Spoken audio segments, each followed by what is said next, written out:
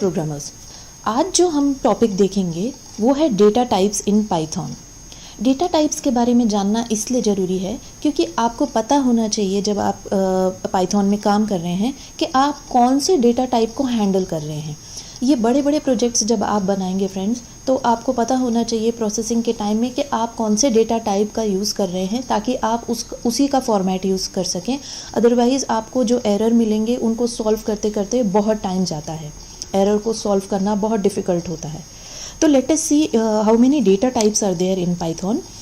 Core data types Python में जो available हैं वो नंबर्स हो सकते हैं, नन हो सकता है, सीक्वेंस हो सकता है और मैपिंग हो सकता है।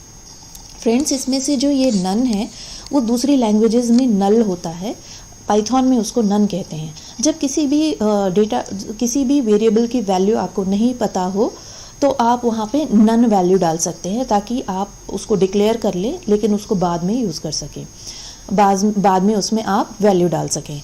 तो none is nothing but null in other languages. Numbers, अगर आप नंबर्स में देखें तो नंबर्स में 3 डेटा टाइप्स अवेलेबल हैं। एक होता है इंटीजर, एक फ्लोटिंग पॉइंट होता है और एक कॉम्प्लेक्स होता है। इंटीजर का ही एक सब टाइप होता है, वो है बूलियन। बूलियन क्या होता है हम अभी इसको इसी वीडियो में देखेंगे। सीक्वेंसेस में 3 डेटा टाइप अवेलेबल हैं। एक स्ट्रिंग में आप काम कर सकते हैं, टपल्स में काम कर सकते हैं, टपल को अमेरिकन एक्सेंट में ट्यूपल भी कहा जाता है, और एक लिस्ट में आप काम कर सकते हैं। मैपिंग्स के लिए एक डेटा टाइप अवेलेबल है, वो है डिक्शनरी। आप डिक्शनरी में काम कर सकते हैं। तो let us see one by one these data types. तो सबसे पहले फ्रेंड्स हम इंटीजर्स देखते हैं। नंबर टाइप में नंबर के जो डेटा टाइप है उसमें हम इंटीजर्स सबसे पहले देखते हैं। इंटीजर्स पे आप ऑलरेडी काम कर चुके हैं। जब हमने कोई भी वेरिएबल में कोई होल नंबर स्टोर कराया था तो वो जो होल नंबर था वो इंटीजर टाइप था, यानी कि integers are the whole numbers like 20, 30, 40 which do not have the fractional parts, जिनमें फ्रैक्शनल पार्ट डेसिमल्स वगैरह नहीं होते हैं। They can be both positive and negative, यानी कि आप किसी भी वेरिएबल में कोई नेगेटिव वैल्यू भी स्टोर करा सकते हैं। ठीक है, so you can use both positive and negative values. Now friends, आप अपने वेरिएबल का डेटा टाइप चेक करने के लिए एक बिल्ट इन फंक्शन पाइथन में अवेलेबल है, type and then round bracket. मैंने आपको पहले भी बताया था फंक्शन मतलब कि राउंड ब्रैकेट होता है। तो एक type built in function available है पाइथन में, जिसमें आप आर्ग्यूमेंट में अपना आर्ग्यूमेंट जो राउंड ब्रैकेट के अंदर हम लेते हैं उसको आर्ग्यूमेंट बोलते हैं।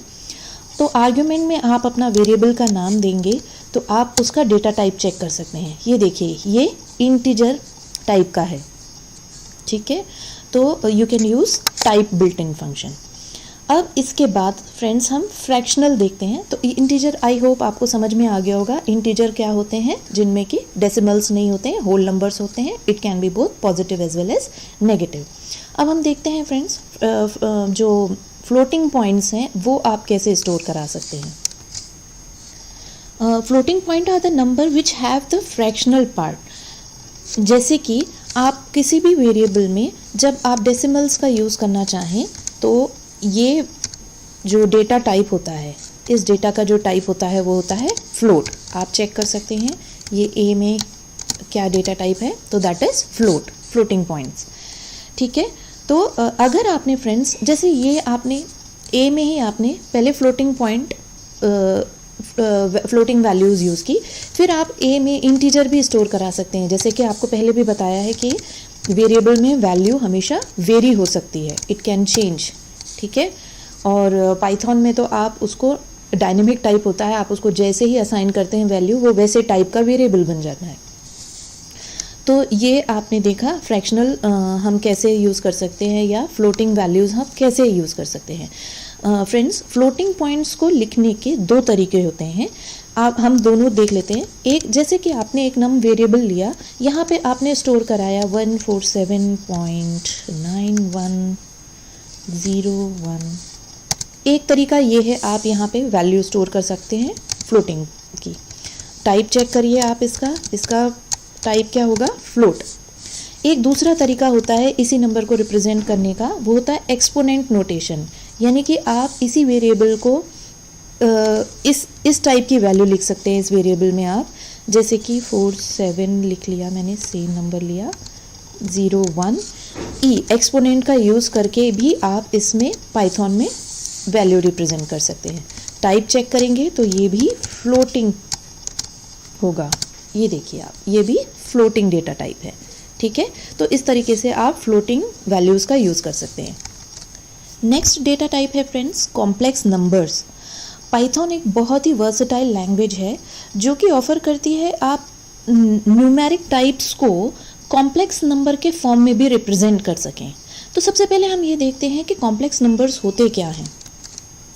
फ्रेंड्स, कॉम्प्लेक्स नंबर के बारे में आप क्लास 11th की मैथ्स में बहुत डिटेल में पढ़ सकते हैं, बट आपको थोड़ा सा एक ब्रीफ कर देती हूँ। Complex numbers are the numbers of the form a + bi, जहाँ पे i is the imaginary number और इस i की वैल्यू होती है √-1, ठीक है। तो जब आप किसी वेरिएबल में इस तरीके से वैल्यू रिप्रेजेंट करते हैं, जैसे मैंने ले लिया 7 + 6, और फ्रेंड्स जो i मैथ्स में आप यूज़ करते हैं उसकी जगह पाइथन में आपको j यूज़ करना पड़ेगा। अब ये जो 7 है और 6 है ये रियल नंबर्स होते हैं और j एक इमेजिनरी नंबर होता है, जिसके कारण फ्रेंड्स ये एक रियल पार्ट बन जाएगा और ये इमेजिनरी पार्ट बन जाएगा प्लस के बाद का, ठीक है। तो आप इस तरीके से भी कॉम्प्लेक्स नंबर्स का यूज़ कर सकते हैं। जब आप इस वेरिएबल का डेटा टाइप चेक करेंगे तो ये आपको बताएगा कि ये कॉम्प्लेक्स डेटा टाइप का है, ठीक है। अब जब आप इस वेरिएबल का रियल पार्ट एक्सेस करना चाहते हैं, रिट्राइव करना चाहते हैं, तो आप यूज़ करेंगे a.real। ये देखिए आपको, जब आप a.real यूज़ करेंगे तो आपको रियल पार्ट मिल जाएगा, यानी कि ये देखिए आप 7.0। यहीं अगर आप इमेजिनरी पार्ट एक्सेस करना चाहते हैं तो आप यूज़ करते हैं imag, variable.imag, तो आपको ये इमेजिनरी पार्ट मिल जाएगा, ठीक है। तो इस तरीके से आप कॉम्प्लेक्स डेटा टाइप का भी यूज़ कर सकते हैं पाइथन में, ठीक है। हमारा नेक्स्ट डेटा टाइप है वो है स्ट्रिंग। स्ट्रिंग के बारे में आप पहले भी काम कर चुके हैं। स्ट्रिंग में हम पहले भी देख चुके हैं आप कैसे स्ट्रिंग को स्टोर करा सकते हैं। फ्रेंड्स, पाइथन में आप डबल कोट्स का यूज़ कर सकते हैं, आप सिंगल कोट का यूज़ कर सकते हैं, आप ट्रिपल कोट का यूज़ कर सकते हैं। ये triple quote single triple quote भी हो सकता है, डबल ट्रिपल कोट भी हो सकता है। ये देखिए इस तरीके से आप बहुत अलग अलग तरीके से, but you have to enclose your string inside the double quotes और सिंगल कोट्स, ठीक है। तो यहाँ पे मैंने एक str वेरिएबल बना दिया है जहाँ पे स्ट्रिंग स्टोर कराई है हेलो। मैं ये तीनों फॉर्म में आपको यूज़ करके बता देती हूँ। सिंगल कोट यूज़ कर सकते हैं आप, ठीक है। आप डबल कोट का यूज़ कर सकते हैं और आप ये ट्रिपल कोट में भी सिंगल कोट का यूज़ कर सकते हैं। ये सारा स्ट्रिंग ही है पाइथन में। आप चेक कर सकते हैं आपके वेरिएबल का डेटा टाइप वो है string data type. Friends, Python में दो टाइप की स्ट्रिंग अवेलेबल होती है। एक तो होती है जो हमने अभी यूज़ किया नॉर्मल स्ट्रिंग, जिसको हम आस्की स्ट्रिंग भी बोलते हैं, ASCII, आस्की स्ट्रिंग भी बोलते हैं, वो नॉर्मल स्ट्रिंग होती है। एक दूसरी स्ट्रिंग जो आप यहाँ पाइथन में यूज़ कर सकते हैं वो है यूनिकोड स्ट्रिंग। यूनिकोड स्ट्रिंग में आपको कुछ नहीं करना होता है, जस्ट प्रीफिक्स लगाना होता है यू के बाद जब आप डबल इन्वर्टेड कॉमा में कुछ टाइप करेंगे तो वो यूनिकोड स्ट्रिंग कहलाती है। इसमें ज़्यादा कुछ डिफरेंस नहीं होता है। यूनिकोड में आप यूनिकोड कैरेक्टर्स का यूज़ कर सकते हैं। यूनिकोड कैरेक्टर्स जो होते हैं वो आस्की जो कैरेक्टर्स होते हैं उससे और भी कई ज़्यादा कैरेक्टर्स इंक्लूड होते हैं यूनिकोड कैरेक्टर्स में। और दूसरी चीज़, इंटरनली यूनिकोड जो कैरेक्टर्स होता है वो 2 बाइट लॉन्ग होता है, एक कैरेक्टर 2 बाइट लॉन्ग होता है। और जबकि आप आस्की कोड अगर आस्की कैरेक्टर यूज़ कर सकते हैं तो वो एक कैरेक्टर केवल 1 बाइट का होता है फ्रेंड्स। बस इसके अलावा और कोई डिफरेंस नहीं है। अगर आप चेक करेंगे यहाँ टाइप फंक्शन का यूज़ करके तो ये भी स्ट्रिंग टाइप का ही होता है, केवल इसका इंटरनल प्रोसेसिंग थोड़ी सी डिफरेंट हो जाती है, स्पेस और आप ज़्यादा कैरेक्टर्स अवेलेबल हैं आपको यूनिकोड कैरेक्टर्स में, ठीक है। तो हमारा नेक्स्ट डेटा टाइप है फ्रेंड्स लिस्ट एंड टपल्स, जिसको हम ट्यूपल्स भी बोलते हैं। तो लिस्ट और ट्यूपल्स जो होते हैं वो एक कंपाउंड डेटा टाइप होते हैं फ्रेंड्स। वैसे बेसिकली वो दोनों ही सेम हैं, लेकिन उनमें दो डिफरेंस होता है फ्रेंड्स। पहला डिफरेंस तो ये होता है कि लिस्ट में आप स्क्वायर ब्रैकेट का यूज़ करते हैं वैल्यू स्टोर कराने के लिए, और ट्यूपल्स में आप राउंड ब्रैकेट का यूज़ करते हैं, पैरेंथेसिस का यूज़ कर सकते हैं वैल्यू को स्टोर कराने के लिए। और सेकंड मेजर डिफरेंस जो है वो ये है फ्रेंड्स कि लिस्ट आर म्यूटेबल जबकि टपल्स आर इम्यूटेबल। अब ये म्यूटेबल और इम्यूटेबल क्या होता है ये हम अपने अगले वीडियो में देखेंगे फ्रेंड्स। आज के लिए बस आप इतना ही जान लीजिए कि लिस्ट म्यूटेबल्स होते हैं और ट्यूपल्स को आप चेंज नहीं कर सकते, इम्यूटेबल होते हैं।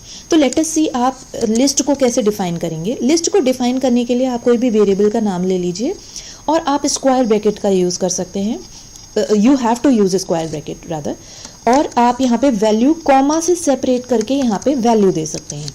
फ्रेंड्स इसके अंदर आप जो भी वैल्यू देंगे ये किसी भी डेटा टाइप की हो सकती है। अब आप देखिए ये मैंने ए जो वेरिएबल लिया है इसका डेटा टाइप हम चेक कर लेते हैं। तो देखिए ये लिस्ट डेटा टाइप है, ठीक है। मैंने क्या बताया आपको अभी कि आप स्क्वायर ब्रैकेट का यूज़ करेंगे और ये जो वैल्यूज़ हैं ये किसी भी डेटा टाइप की हो सकती है। मैंने यहाँ पे फ्लोट भी यूज़ किया, मैंने एक इंटीजर वैल्यू भी ले ली और यहाँ पे मैंने एक स्ट्रिंग वैल्यू भी ले ली। तो ये भी आप अपने लिस्ट में कर सकते हैं। अगर आप डिफरेंट टाइप की वैल्यूज़ को स्टोर कराना चाहते हैं किसी एक पर्टिकुलर वेरिएबल में तो आप लिस्ट का यूज़ कर सकते हैं। जब आप ये चाहते हैं कि आगे अपनी प्रोसेसिंग में, आगे के प्रोग्राम में आप उन वैल्यूज़ को चेंज कर सकें तब आप लिस्ट का यूज़ करिएगा, क्योंकि लिस्ट म्यूटेबल होती है जिसकी वैल्यू को आप आगे जाके चेंज कर सकते हैं। इसकी टाइप को अगर आप चेक करेंगे तो ये लिस्ट टाइप का होता है, ठीक है। लिस्ट में आप केवल स्ट्रिंग भी स्टोर करा सकते हैं।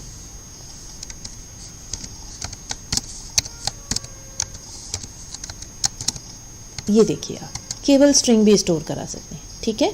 तो इस तरीके से हम अपनी लिस्ट को डिफाइन करते हैं। एक छोटी सी बात और मैं लिस्ट के बारे में बता देती हूँ फ्रेंड्स अभी के लिए, कि लिस्ट में आप जो ये एलिमेंट्स बोलते हैं इनको, जो एलिमेंट्स स्टोर करा रहे हैं, इसमें देखिए आप मैंने एक एलिमेंट, दो एलिमेंट और तीन एलिमेंट स्टोर कराया है। तो मेमोरी में ये जो एलिमेंट्स हैं इनको इंडेक्स के रूप में स्टोर करता है पाइथन। ये जो पहला एलिमेंट है उसका इंडेक्स 0 रहेगा, दूसरे एलिमेंट का इंडेक्स 1 रहेगा और तीसरे एलिमेंट का इंडेक्स 2 रहेगा। यानी कि अगर आपके लिस्ट की लेंथ 3 है तो उसके पहले एलिमेंट का इंडेक्स 0 रहेगा और हमेशा लास्ट जो एलिमेंट है उसका इंडेक्स लेंथ -1 रहता है। 3 है तो लास्ट इंडेक्स 2 रहेगा, लेंथ -1। नाउ आप टपल्स को कैसे यूज़ कर सकते हैं। कोई भी वेरिएबल ले लीजिए, जब आप इसी स्क्वायर ब्रैकेट को राउंड ब्रैकेट से रिप्लेस करते हैं तो आपके बन जाते हैं ये ट्यूपल्स या टपल्स। ये देखिए आप, जैसे हम लिस्ट में किसी भी वैल्यू को यूज़ कर सकते हैं, किसी भी टाइप की वैल्यू को यूज़ कर सकते हैं, यहाँ पे भी आप अलग अलग डेटा टाइप की वैल्यू को यूज़ करके भी अपने ट्यूपल्स को यूज़ कर सकते हैं। ये यहाँ पे मैंने इंटीजर भी ले लिया है, फ्लोट भी ले लिया है और स्ट्रिंग भी ले लिया है। आप जब इसकी टाइप को चेक करेंगे तो इसकी टाइप रहती है ट्यूपल, ठीक है। तो इस तरीके से आप केवल स्ट्रिंग की भी टपल बना सकते हैं, केवल स्ट्रिंग की।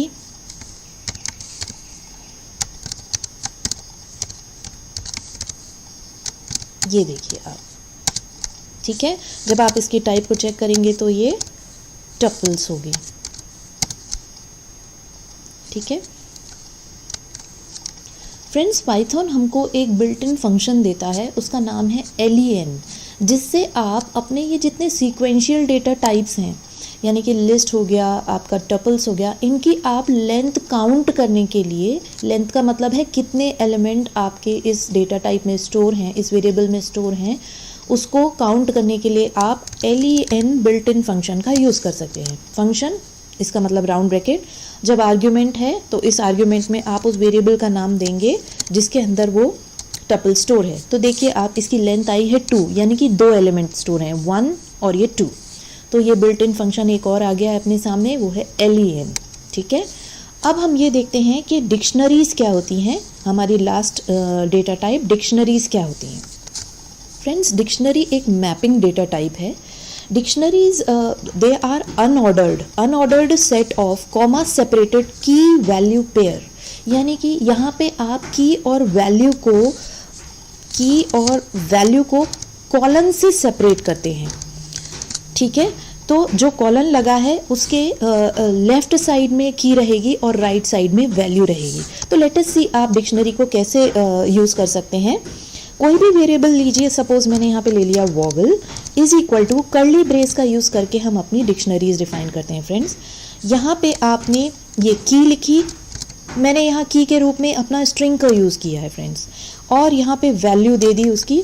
ये वैल्यू में आप कुछ भी यूज़ कर सकते हैं, it could be string, it could be float. ठीक है, और ये सपोज मैंने यहाँ पे बी ले लिया है, ये की है और उसकी वैल्यू को दे दिया है 34। तो मैंने डिक्शनरी यहाँ पे आप देखिए, पहला एलिमेंट और ये दूसरा एलिमेंट, इन दोनों एलिमेंट को मैंने कॉमा से सेपरेट किया।